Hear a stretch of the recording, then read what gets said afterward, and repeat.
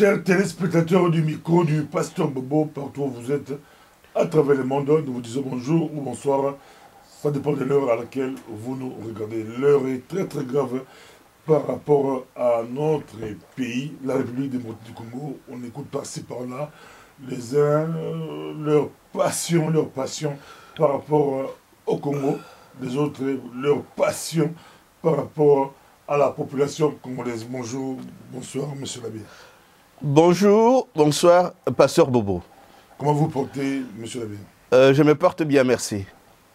Demain, l'après Kabila, est-ce qu'on pourra redire demain l'après Kabila ou c'est demain avec Kabila après, comprenez ma passion pour le Congo? Mais avant de répondre à cette question-là, j'ai une autre, c'est celle-ci. De quoi Kabila est-il le nom? Si nous ne commençons pas par dire de quoi Kabila est le nom, nous ne saurons pas si nous pouvons parler de demain après Kabila ou pas. Kabila, ce n'est pas tout simplement l'individu que nous voyons, c'est une identité, je pourrais dire, une identité plurielle, c'est-à-dire il accumule en lui un faisceau de plusieurs relations. Il y a eu, heureusement, un médecin qui lui était proche, qui a donné dernièrement une interview à M. Baudouin Ambawechi. C'est une interview qu'on s'est encore retrouvée aujourd'hui sur Congo Indépendant. Il montre que ce jeune monsieur est malade, c'est un psychopathe, et il indique que ce qui l'aide à pouvoir jouer le théâtre qu'il joue, c'est entre autres un groupe de Congolais qui est autour de lui, son mentor rwandais, Paul Kagame, et les multinationales. Dès que nous perdons de vue ce faisceau de relations qu'il est, nous ne comprenons pas, nous ne saurons pas répondre à la question de savoir de quoi il est le nom. Ça, c'est une première considération. Une deuxième considération. Quand nous écoutons un député européen du nom de Jean-Luc Schaffhauser, il résume cette identité, ce faisceau de relations dénommé alias Joseph Kabila, en 1 minute 26 secondes. Et plusieurs de nos compatriotes ont découvert cette vidéo-là il n'y a pas très longtemps. Ils ont été étonnés. Et pourtant, c'est une petite vidéo de rien du tout qui date d'il y a déjà quelques années. Jean-Luc Schaffhauser dit ceci.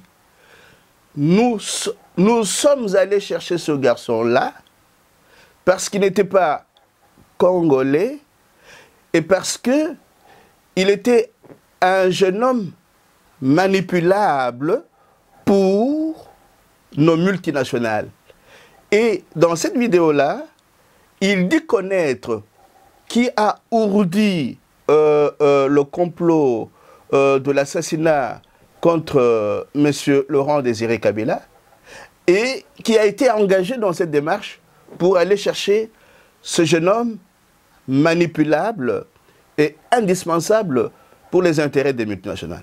Voilà, quand nous parlons de demain, après Kabila, nous posons cette question aussi, comment aller au-delà demain dans la gestion de notre pays, comment aller au-delà de la manipulation des pays voisins, de la manipulation des multinationales, pour que le leadership qui pourra gérer le Congo demain puisse se poser en face, que ce soit des multinationales ou des acteurs politiques des pays voisins ou des pays étrangers, que ce leadership-là puisse se poser en acteur et non pas en un leadership manipulé, en un leadership comprador, servant ses petits intérêts sordides et les intérêts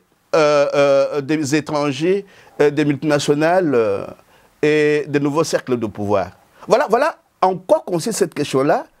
Demain, après Kabila, que pouvons-nous faire pour échapper à ce que ce monsieur-là, alias Joseph Kabila, représente aujourd'hui, que ce soit pour le Rwanda, que ce soit pour les multinationales ou pour la kleptocratie qui est autour de lui. On va vous laisser beaucoup de temps pour le temps expliquer vraiment chaque question. En tout cas, vous aurez le temps d'expliquer.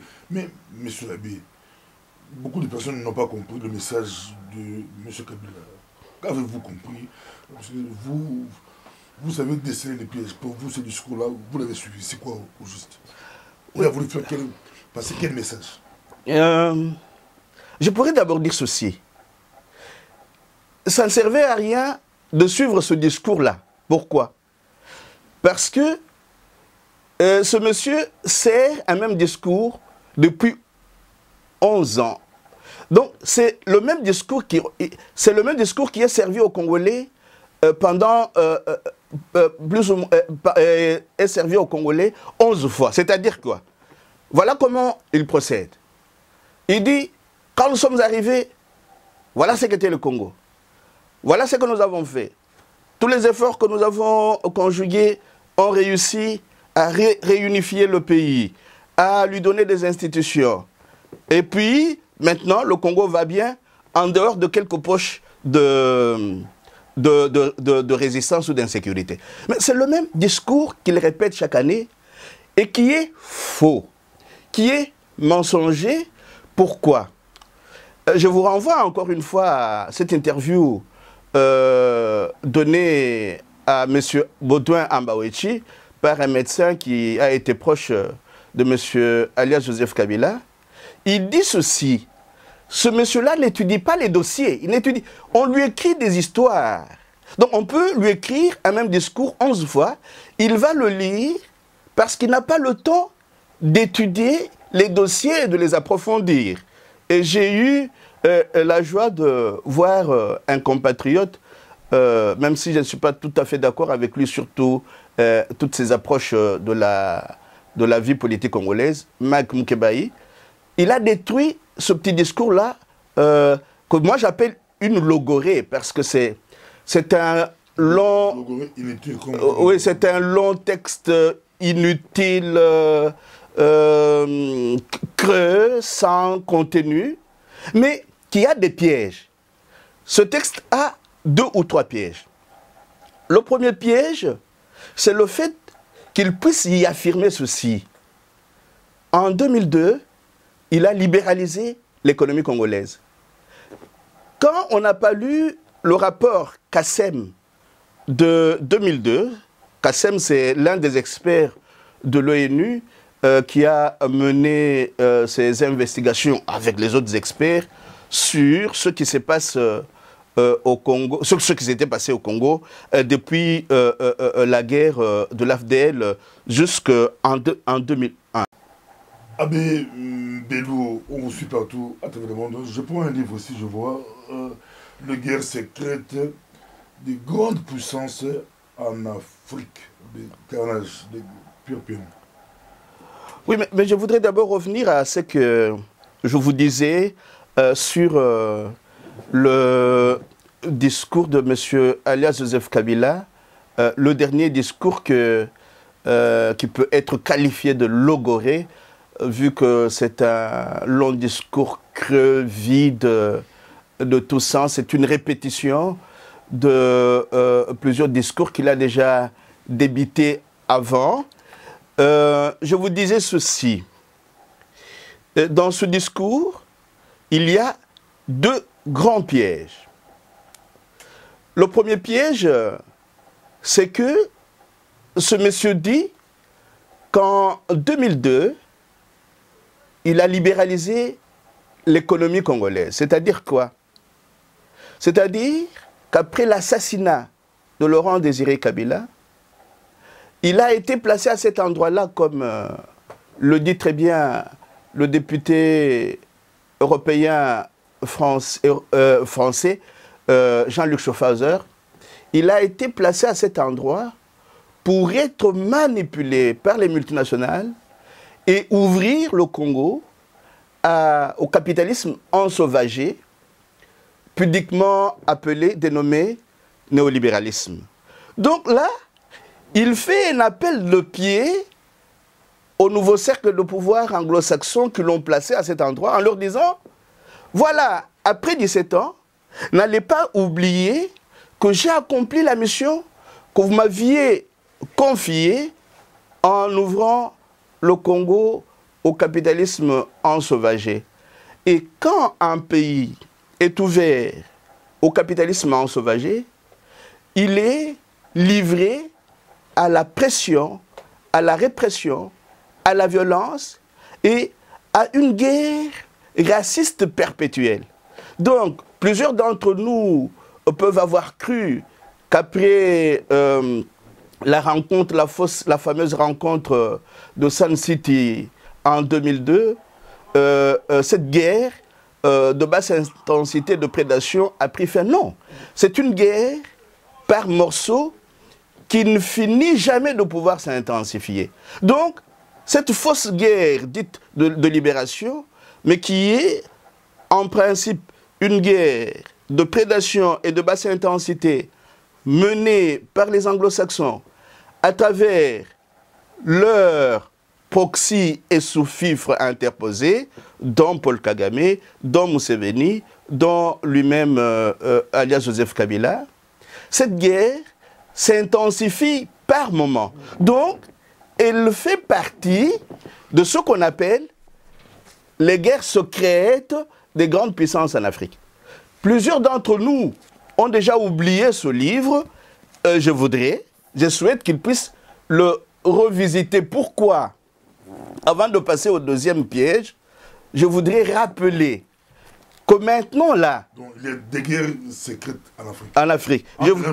Je voudrais rappeler que maintenant là, ces guerres secrètes sont en train de s'intensifier. Pourquoi? Il y a certaines incursions des Rwandais qui étaient à l'extérieur de leur pays ou qui sont allés en exil après avoir eu maille à partir avec M. Paul Kagame.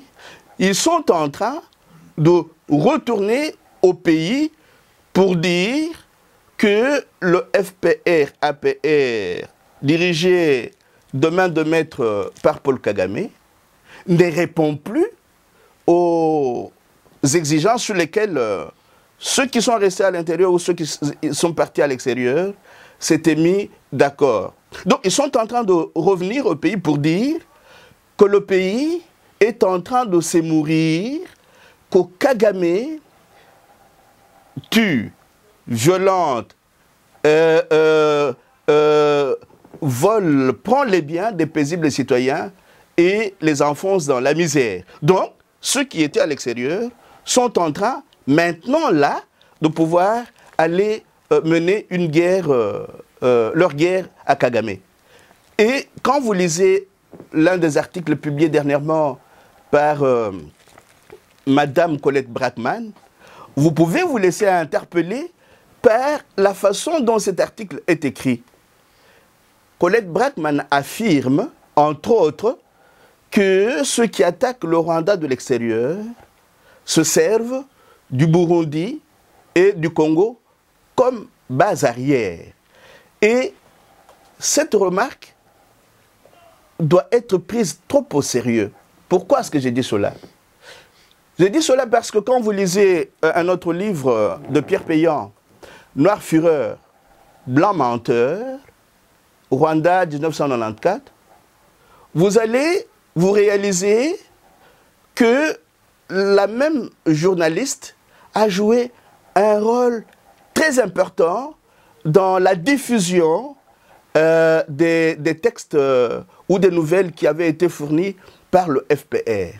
Donc, que nous le voulions ou pas, il est important de pouvoir tenir compte de cet article de Colette Brackman, mais en le corrigeant. Pourquoi? À partir de certains contacts que nous avons eus, parmi ceux qui disent attaquer le Rwanda aujourd'hui, ils estiment qu'ils ne veulent pas opérer à partir des pays étrangers. Pour ne pas créer des inimitiés avec ces pays-là, ils préfèrent attaquer Kagame de l'intérieur. C'est une information à pouvoir prendre avec une certaine distance pour pouvoir la critiquer et chercher à avoir beaucoup d'autres informations. Mais ma peur est la suivante. Nous risquons de connaître l'intensification de ces guerres secrètes. Pourquoi? J'ai lu il y a quelques jours cet article sur le site alternatif Le Grand Soir. Cet article est intitulé « Les guerres secrètes des États-Unis mettent l'Afrique en danger ». Dans l'article auquel j'ai fait allusion ici, écrit par Madame Colette Brackman, elle affirme que les nouvelles recrues formées au Rwanda qui appartiennent à l'armée de Paul Kagame l'ont été par 400 Américains. Alors, avec ces bruits de bottes qui commencent à se faire entendre dans la sous-région des Grands Lacs, je me dis, est-ce qu'il n'y a pas là un essai d'intensification de ces guerres secrètes des États-Unis en Afrique? Pourquoi?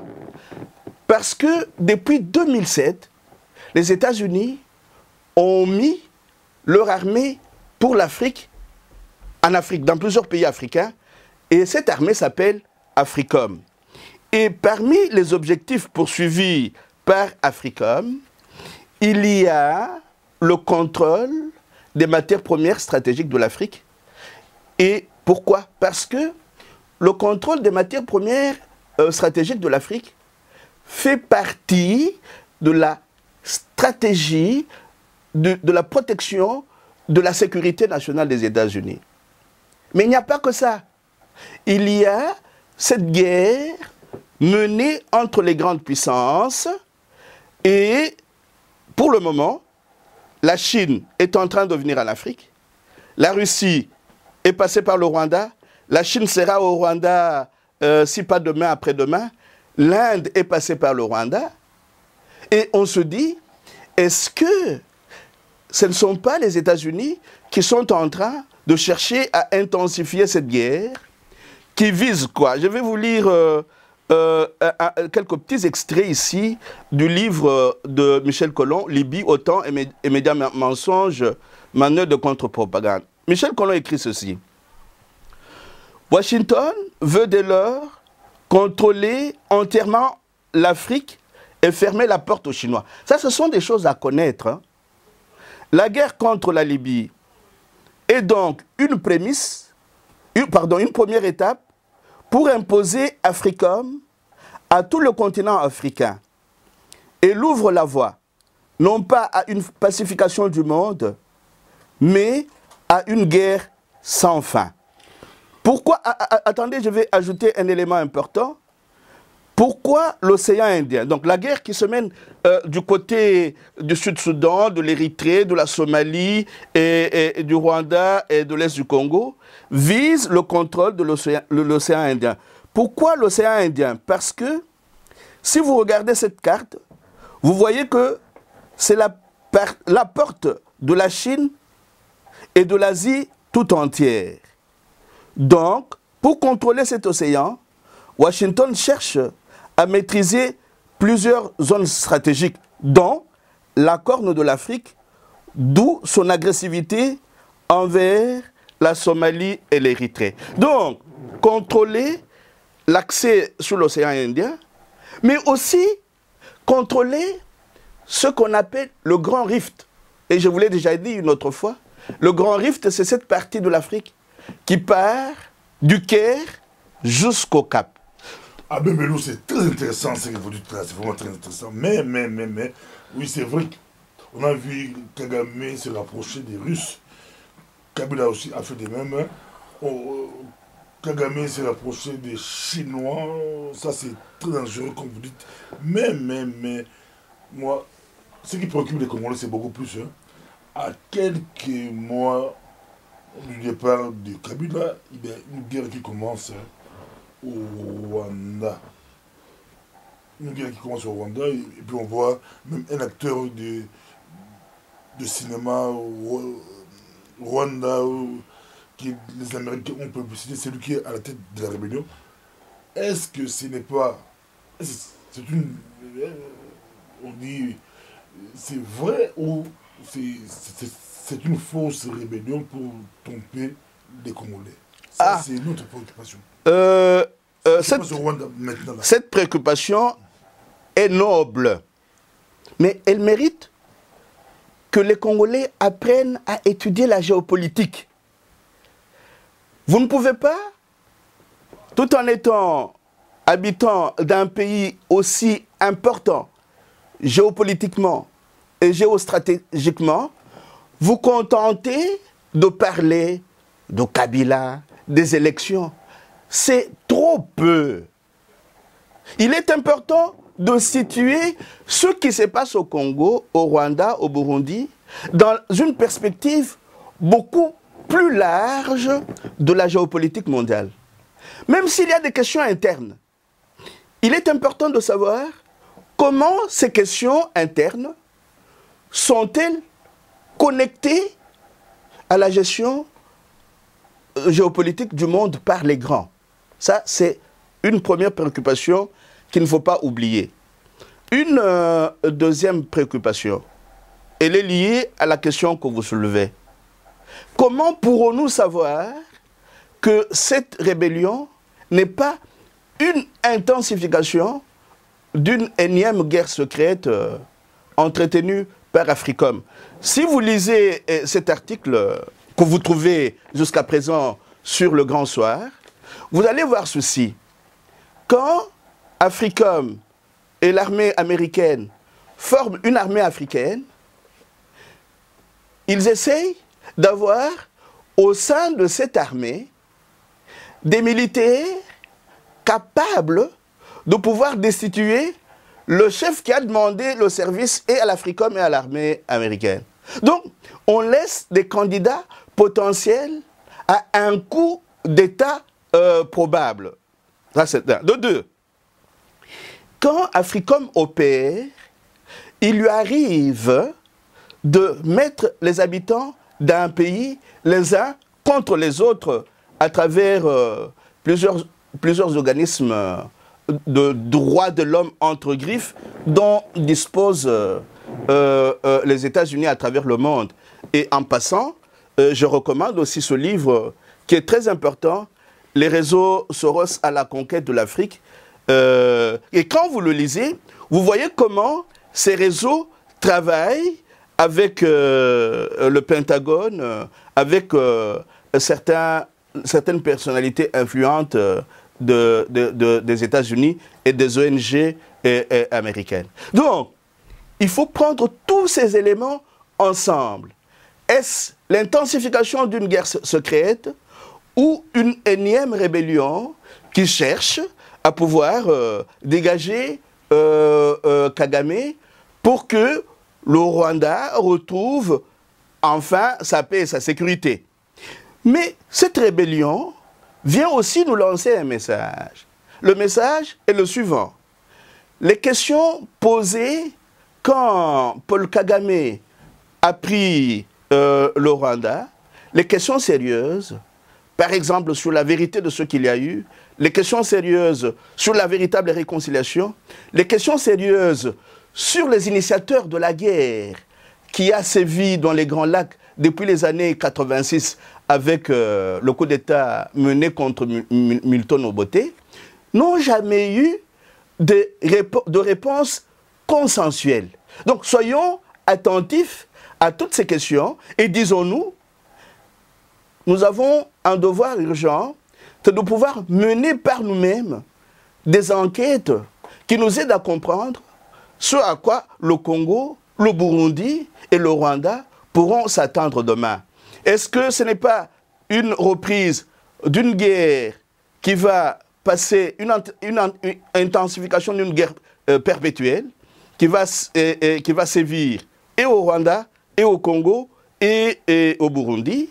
Alors, les fameuses élections dont vous parlez là pourraient ne pas avoir lieu si jamais cette guerre secrète s'est intensifiée. Pourquoi? Pour la pure et simple raison que ceux qui mènent ces guerres racistes et de prédation au Congo depuis les années 80-90 ne le font pas pour que triomphe la démocratie. Non, c'est pour exterminer les habitants de cet espace qui fait partie du Grand Rift. Et c'était là le deuxième piège du discours de M. alias Joseph Kabila. Il a parlé dans ce discours de la planification des naissances. Hein, monsieur Pasteur Bobo, il faut être attentif à cet appel-là d'urgence pour planifier les naissances, c'est-à-dire que cette guerre est aussi une guerre d'extermination des Congolais et des Africains des Grands Lacs qui ont déjà été considérés par un ancêtre des Anglo-Saxons du nom de Cecil Rhodes comme étant des êtres qui font la honte de l'humanité et qui ne méritent pas d'habiter cet espace. Vous comprenez pourquoi, dans la plupart de mes articles, j'ajoute que cette guerre est une guerre raciste. Pourquoi? Elle vise l'extermination des populations qui sont considérées comme faisant la honte de l'humanité. Mais tout cela couvre une certaine cupidité, le mépris des capitalistes ensauvagés, la cupidité qu'ils ont pour pouvoir s'emparer de cet espace géographique du monde et de l'Afrique. On nous suit partout à travers le monde. Je vous rappelle que nous sommes avec M. l'abbé Alain Bello, Jean-Pierre Bello, très apprécié, que vous soyez de l'opposition ou du pouvoir, que vous soyez résistant ou patriote, que vous soyez même agresseur, parce qu'il parle aussi de l'Afrique, il parle de l'Afrique, ça intéresse tout le monde. Je vois ici les médias mensonges,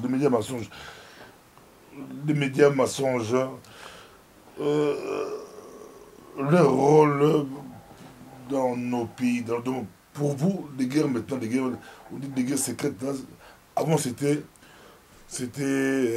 guerre Est-Ouest, Amérique-Russie, guerre froide. Aujourd'hui, il n'y a plus ça, c'est beaucoup plus guerre économique. Non, attention, Pasteur Bobo. Sur cette question-là, je crois vous avoir déjà recommandé, mais il y a plusieurs mois ou plusieurs années, je crois vous avoir recommandé un petit livre de Michel Collomb. Il est intitulé « Bush le cyclone ». Il dit ceci, il dit entre autres ceci dans ce livre-là. Les grandes puissances se livrent des guerres chaudes, froides, tièdes, et ils le font à tout moment, elles le font à tout moment, pour savoir qui va dominer le monde. Et la puissance qui domine le monde, c'est celle qui réussit à occuper les espaces du monde les plus riches. Vous voyez, par exemple, ce sont des questions que nous n'étudions pas beaucoup. Pourquoi? Parce que nous nous intéressons trop à ce que nous pensons être les questions d'actualité. Or, les questions géopolitiques et géostratégiques sont des questions pérennes. Il faut les étudier et les approfondir. Regardez ce qui se passe maintenant. Quand vous lisez le livre de Brzezinski intitulé « Le Grand Échiquier », il avait fait quelques prédictions. Brzezinski avait cru que le jour où, mais ça a été aussi fait avant lui par un certain Mackinder par exemple, pour pouvoir dominer le monde, il faut dominer l'Eurasie, l'Eurasie, là où se trouve maintenant la Russie, la Chine, et les pays de l'organisation de coopération du Shanghai. Donc, les États-Unis n'ont pas réussi à dominer cette partie de l'Asie. Leurs penseurs avaient dit, si vous voulez dominer le monde, c'est bien de dominer l'Amérique latine. Aujourd'hui, beaucoup de pays de l'Amérique latine sont en train de s'émanciper de l'hégémonie américaine. Il ne reste plus qu'un seul continent. Il y a aussi le Moyen-Orient, mais le Moyen-Orient, avec plus ou moins la fin de la guerre contre la Syrie, le Moyen-Orient est aussi en train de se tirer d'affaire. Le continent le plus visé maintenant dans la géopolitique mondiale, c'est l'Afrique. L'Afrique, et dans cet article, où on vous dit, c'est un continent sous-peuplé. Alors, ils viennent à la conquête. Quel est l'article? L'article est intitulé « Les guerres secrètes des États-Unis mettent l'Afrique en danger ». Et c'est un article de Moon of Alabama. Vous pouvez le trouver sur un site alternatif. C'est juillet 2018. L'article a été publié sur Le Grand Soir, le 5 juillet 2018. Donc, ils disent l'Afrique est un pays sous-peuplé.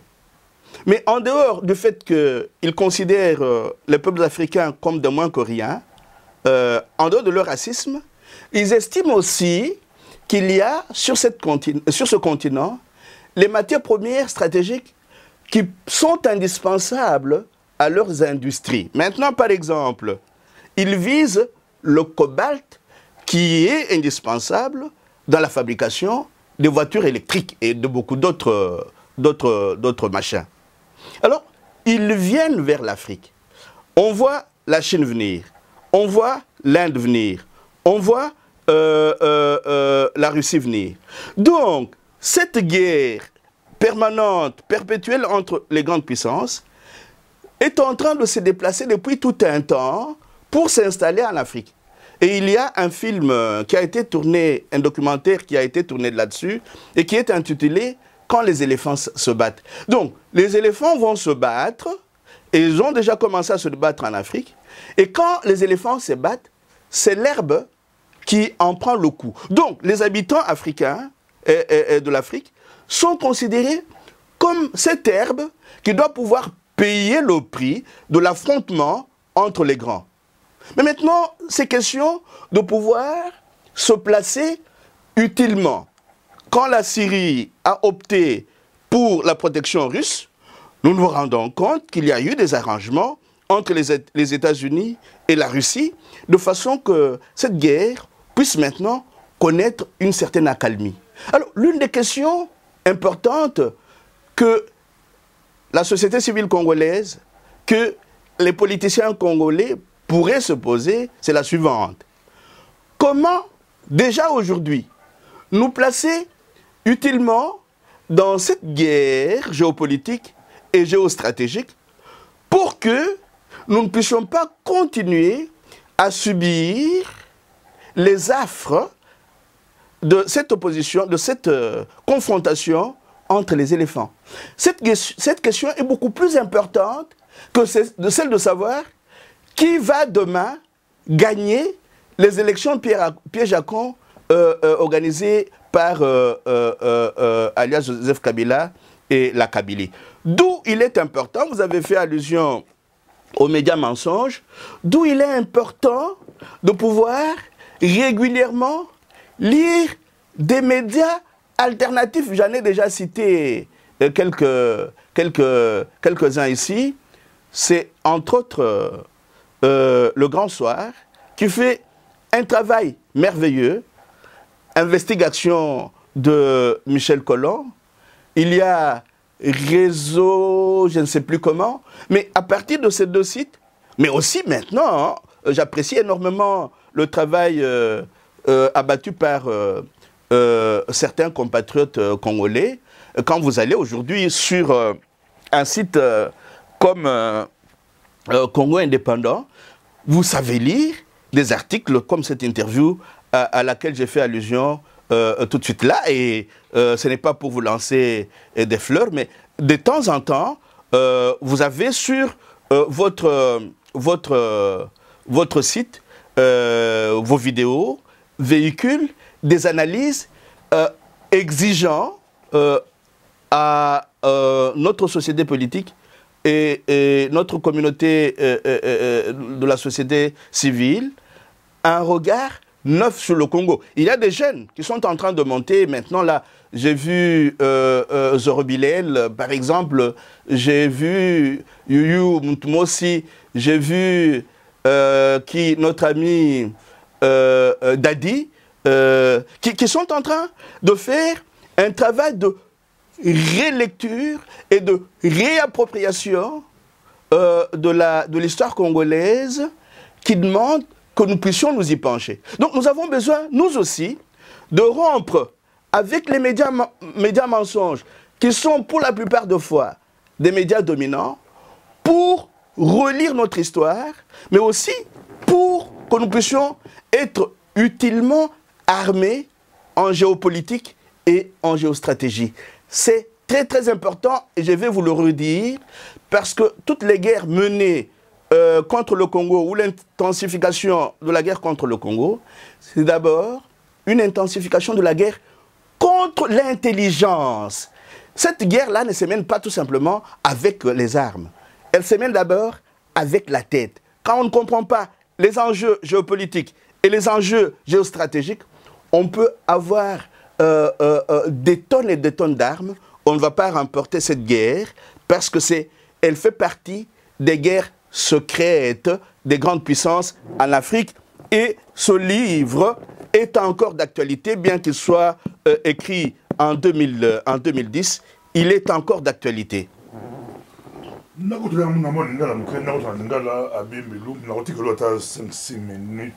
On fait passer le message.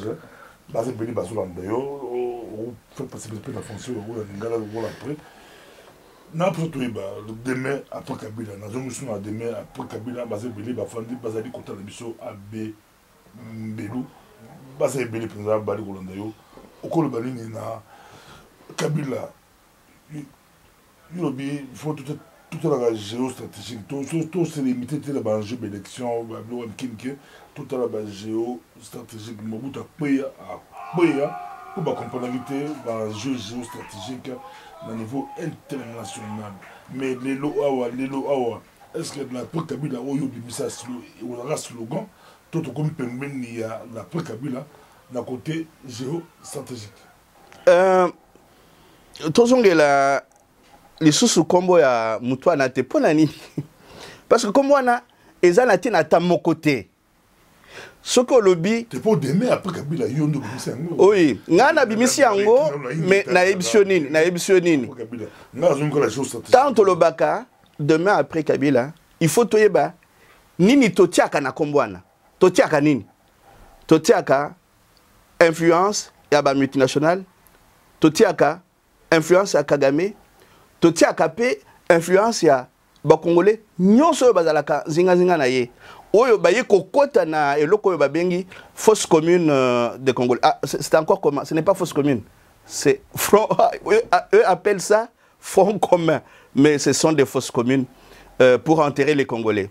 Donc les lots tomoni na miso moko te zinga ya mutwana batu moko boye bandimi bakunda Congo. To fungula miso. Toyeba batwana bazo sala na banani. Tokende na oyo tobenga ka maponomi ngulu te. D'ailleurs ceux qui mwana wana pardon, monsieur wana aza aibite te akolonga na maponomi ya lokuta akosalisa yango te. C'est que il faut à tout moment avoir un regard sur ce qui se passe à l'intérieur, mais aussi un regard sur ce qui se passe dans la sous-région et à travers le monde. Il faut tout le temps avoir ces trois regards. Ce qui bitumboyo et bandi na nini na Rwanda. Et c'est ah, on a toyebite bazoko tomonité toyebite to sololi na ba camarades ya Rwanda oyo bazolo bate eza ya solo France 24 azobelonte TV5 Monde azobelonte bakolobela yango te bakozela timokolo nani muto oyo asalisaka bango na media mensonge na bango akobima po baloba likolo ya makambo wana. Donc tozala constamment na trois regards ni nezoleka na mboka na biso. Nini ezoleka sikoyo na sous-région. Nini ezoleka na niveau mondial. Bitumba oyo ba grande puissance bazobunda okati na bango. Rôle na biso, lobi to lobi mususu, et cause à la rôle nini. Est-ce qu'il n'est pas temps que nous puissions nous positionner utilement, vu le fait que ces guerres secrètes sont en train d'engager la Chine, l'Inde, la Russie, les États-Unis. Quand on dit les États-Unis, ici c'est beaucoup plus Africom, avec le Pentagone et leurs alliés. Comment allons-nous nous positionner pour te lobby, ce qui, mon conabiso, ton leadership collectif congolais, et Zubokonzi, que nous ne puissions plus continuer à être les sous-fifres, les sous-traitants, il y a des éléphants, il y a des bango la bango, bisoto sala, matiti pona bango. Ah ben Melou, je vais vous laisser 3, 4, 5 minutes, passer un message aux intellectuels congolais, passer un message aux Africains, passer un message à tous ceux qui vous suivent. Ils sont de plus en plus beaucoup qui vous suivent, que ce soit, ils sont dans l'opposition, parmi les résistants, en Afrique, passez par là, des compatriotes qui vous suivent. Je vous laisse leur passer un message. Le grand message que j'ai, c'est que si nous prenons conscience du fait que la guerre qui nous est menée depuis maintenant plusieurs années, et même plusieurs siècles, est une guerre contre l'intelligence, cela va exiger de nous que nous arrêtions de nous entretuer entre nous, que nous puissions avoir l'habitude d'étudier et d'approfondir à la fois les questions internes, les questions géopolitiques et les questions géostratégiques. Je sais qu'étudier, lire, ça demande beaucoup de discipline et c'est un exercice auquel ça donne des gens capables de solitude. Or, nous aimons trop être tout le temps en train d'écouter la musique avec les amis, et ce qui fait que nous perdons un peu du côté de cette discipline qui peut nous aider à approfondir les questions liées à l'intelligence. Souvent, quand je montre certains livres, ce n'est pas tout simplement pour dire que je connais tout, c'est pour nous inviter à pouvoir lire. Ce livre est très récent. Les réseaux Soros en Afrique, les réseaux Soros à la conquête de l'Afrique, les réseaux d'influence à la conquête du monde. Et quand on le lit, on voit clairement comment les hégémonistes travaillent, surtout avec les jeunes qui appartiennent à plusieurs ONG, pour pouvoir imposer leur culture à l'Afrique. J'ai repris ici un livre de Michel Collomb, Libye, OTAN et médias mensonges, manuel de contre-propagande. Ce qui a commencé en Libye ne s'est pas arrêté. Ça va s'intensifier à travers toute l'Afrique. Pourquoi? Parce que ça participe des guerres secrètes des États-Unis en Afrique, les guerres secrètes qui ont déjà été traitées par Pierre Péan dans ce livre.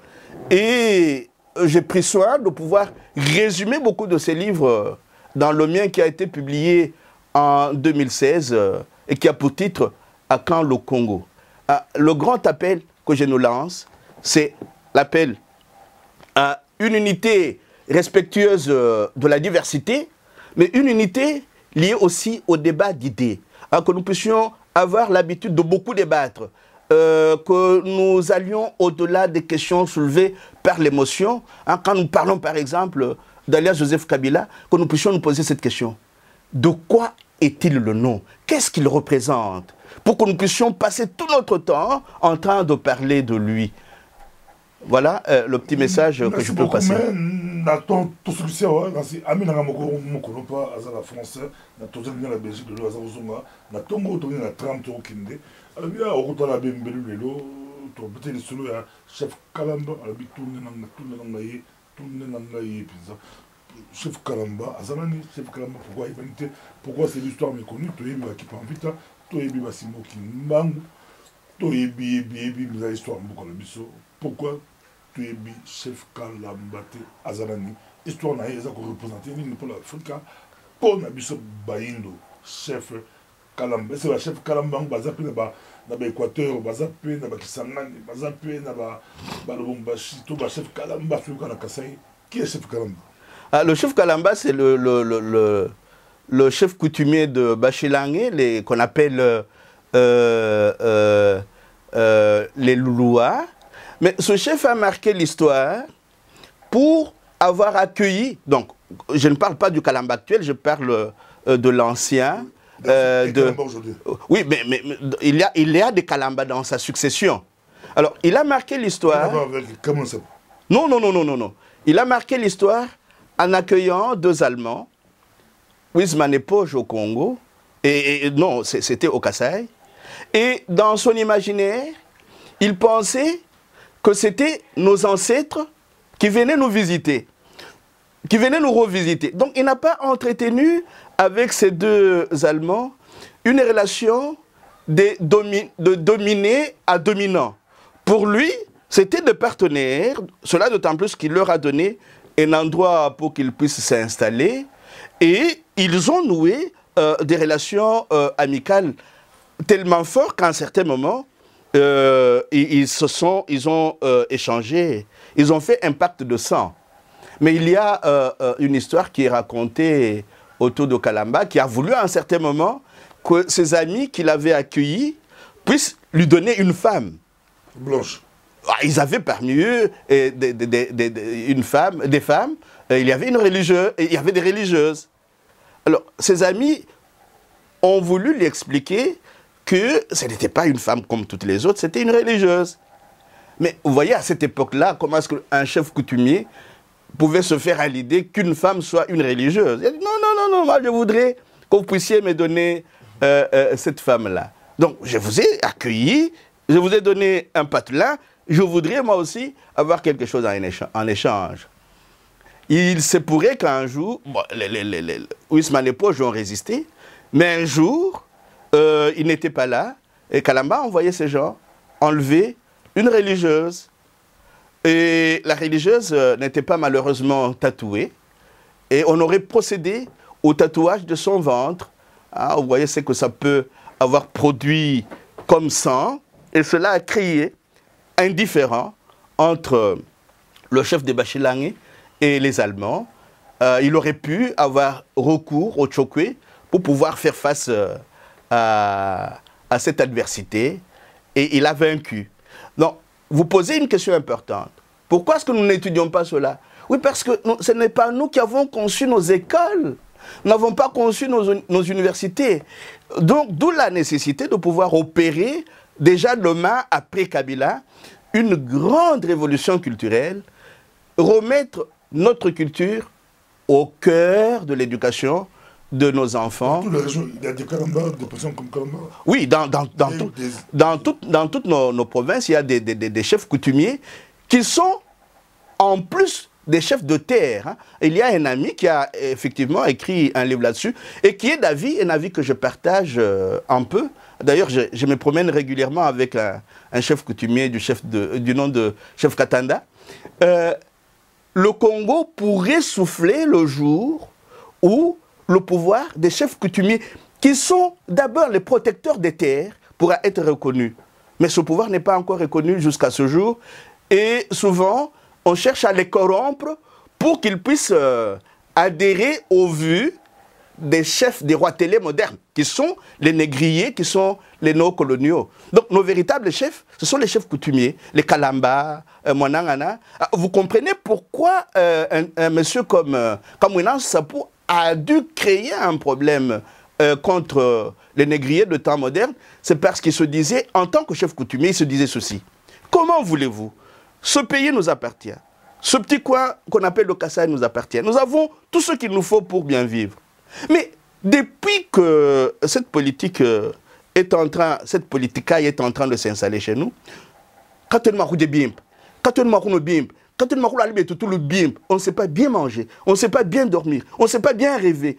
Comment est-ce cela peut-il être possible pendant que ce sont les négriers des temps modernes qui sont en train de s'enrichir? C'est cela qui, à un certain moment, a provoqué la résistance qu'on a remarquée au cœur du du Congo, au Kasaï. Et la chose a été mal lue officiellement. Et le chef Kamwina Nsapu a été tué. Donc, par les négriers des temps modernes. Donc, la reconnaissance du pouvoir coutumier est très, très importante. Je pense que le chef coutumier qui est à côté de moi ici, le chef Katanda, n'en disconviendrait pas. Merci beaucoup. Quelle belle histoire.